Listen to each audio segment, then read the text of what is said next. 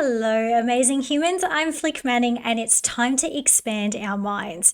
Now, today I'm going to share with you some body wisdom for moody days because let's face it, we all have them. It's very much part of human nature to have them. Now, I'm going to share with you a physical technique that is actually going to really change how you feel mentally, emotionally, and physically at the same time, because it's directly going to amplify what your nervous system is already asking you to do when you're having a moody day. Now, this could be for any mood. So this could be sad, this could be angry, this can be frustrated, this could be overstimulated, overwhelmed, whatever mood. This is definitely going to help you.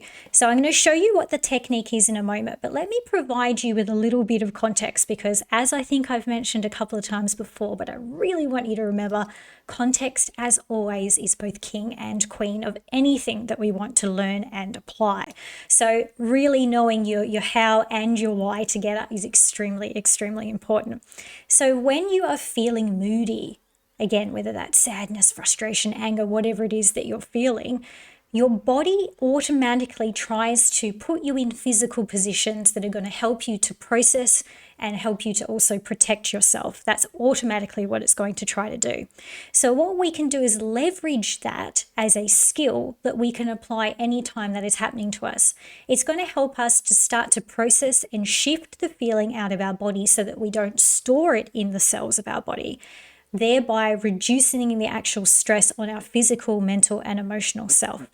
Very often in life, especially in sort of modern life where we're working all the time, we're constantly attached to sort of our phones and all the different rectangle screens and things that we're looking at, we tend to try to numb what we're actually feeling by ignoring it, by channeling that energy into some kind of, reading, doom scrolling on our phone, whatever it is that we find ourselves attracted to.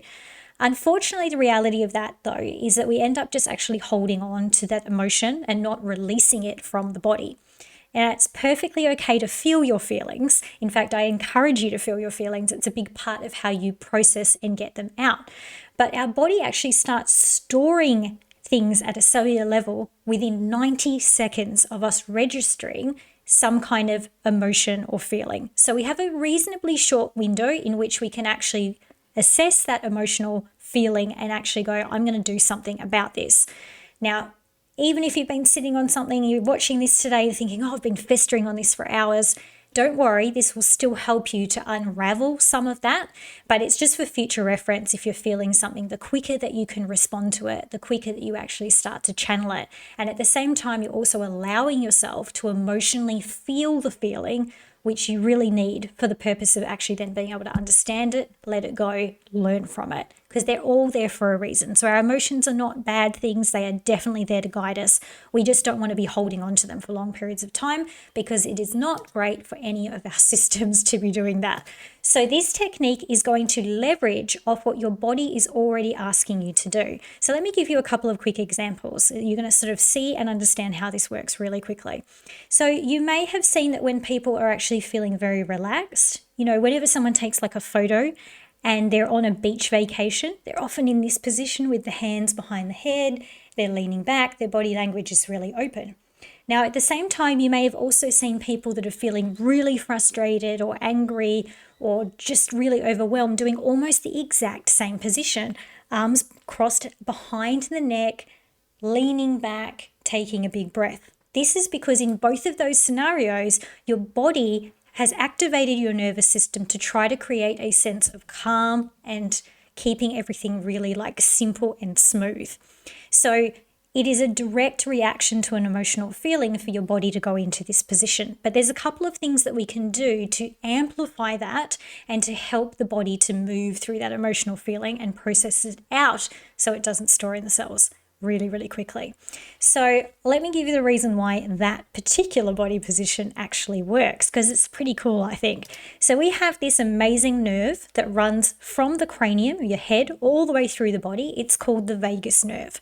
And the vagus nerve is a direct line of communication for your nervous systems all the way back up to the brain. So it effectively tells your brain what is happening inside your body, and your brain then reacts accordingly. So the two systems are intrinsically linked. You can't separate them. They're both chatting to each other at all times. When we place our hands behind our head, where the base of our neck is, and put just slight pressure, or we lean our head back into it, we are actually manually stimulating the vagus nerve. That helps the body to go, oh, maybe we don't need to be so stressed out. Maybe we can actually activate instead our parasympathetic nervous system, which helps to keep us calm, helps to keep our immune system regulated, effectively makes our brain feel like everything is kind of okay. So when we put our hands there, that's what we're doing. We are signaling to our brain via our nervous system that everything is okay. Additionally, if we've got our arms out, our body language is open. Now, if we are really, really under threat, we try to cover ourselves up to protect our organs. If our arms are really, really open, again, via our nervous system, we are telling our brain we are not in a threatening position. Everything is okay. So those two things alone are already going a long way to taking whatever mood you're feeling and helping you to kind of channel that out through your body so that it's not stored. But we're going to do an extra additional thing on top of that movement, which is going to tap into your left and right brain. It's going to help to control that nervous system and keep it where it needs to be. And it's going to also allow you to breathe properly. And these things working together will actually change the electrical energy or the signals that are being sent by your nervous system. Now, you're probably not going to feel it all up front because you're already in that mood, but just so you know, there is always a lot going on behind the scenes with your nervous system. So this is going to take anywhere between 1 and 3 minutes to work, depending on how long you have been in the mood for. So again, you're going to start by putting your hands behind your neck, as I've shown you before. You're going to just gently lean your head back into it. So we're putting that nice gentle pressure on the vagus nerve. You're going to use your eyes to look either to the left or the right, either way. Whatever one you feel drawn to is the one that you can do, but you're not going to turn your body, just your eyes. I'm going to turn mine to the left.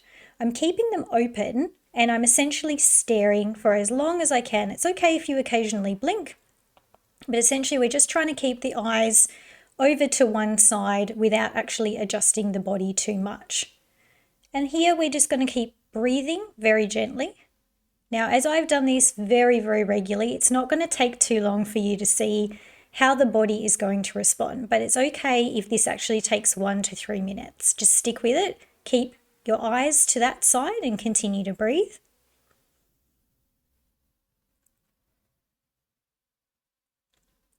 Okay, so you will have seen there how I yawned. So what we are actually looking for is a signal from the nervous system that it has begun to slow itself down and change the messages sent to the brain. You're going to do one of 3 things in that situation, and each person's body is different in how it responds. You'll either yawn, you'll do a big sigh, or you'll swallow. All of these can only be done when we are properly in a system where our nervous system feels reasonably calm and safe. We don't yawn for any other reason, really. I know a lot of people think you're yawning because you're nervous. You're actually yawning because your nervous system is trying to regulate how you are feeling and calm you down in that moment. So again, you may yawn, you may swallow, or you may sigh. All of these things, one of them is just going to happen within that 1 to 3 minute window. As soon as it has happened, you then can drop your body and relax, and then you can try it on the other side if you wish to. So again, you can put yourself back in that same position and then look to the other side and repeat that technique. So what we are doing here is we are very clearly seeing a response from the nervous system. And that is your way of knowing that the brain is getting the correct message, that whatever mood you're in, you are still safe while you feel it, but you don't need to actually hold on to it. So you are positioning your body to do its job really, really effectively. The reason why this is so important is because when we are feeling overstretched, overstimulated, moody, and our brain is kicking into that sort of threatening perception kind of gear, which it automatically does to protect you, you are draining resources that you probably don't already have. Your immune system begins to crumble underneath the pressure of it. You store negative emotion in the body, which increases inflammation in your body as well. So it will increase pain, it will increase stiffness, it will increase lethargy. So all of these different things can be going on just because we have not allowed our bodies to actually process. So even if you are sitting at your desk at work and you're feeling really overstimulated or a little bit stressed out or even a bit too fatigued or flat, you can just pop your hands behind your neck, start to stimulate the vagus nerve, look over to one side, continue to breathe, and then wait for that yawn, for that sigh, or for that swallow. And that's all you need to do. It's pretty amazing how effective this actually is. And it's also really amazing when you think about it, how often your body tries to put you in that situation when you do have a big feeling. So that's another way that you can form that self-awareness too, is to start to note how often you find yourself doing these kinds of things, touching the back of your head, putting the arms out, taking big breaths, all of those kinds of things. Your body is already trying to guide you to complete the task. Now you just have all of the information so you can do it yourself. And you can do it as often as you like. Like most things with the human body, the more that you practice them, the quicker that they become effective for you, so you can tap into it. And rather than waiting 1 to 3 minutes for it to kick in, it's only going to take 20 to 30 seconds. So super, super effective. I think you're going to find this very useful for a whole multitude of reasons. But as always, remember that these sorts of things can only become power. That knowledge can only become power by applying it. So it really is a case of getting out there and practicing this technique. And I know that you're going to find a million use cases for it. And I'd love for you to keep me a little comment below and let me know what situations you've used this in and whether it's a sigh, a swallow, or a yawn that kicks in for you.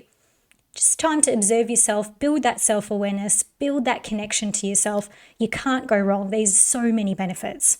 So I hope you've enjoyed this one. I've certainly enjoyed sharing it. Remember to like, subscribe, and share this with your friends. I look forward to sharing more of these tips with you next time. Until then, I'm Flic.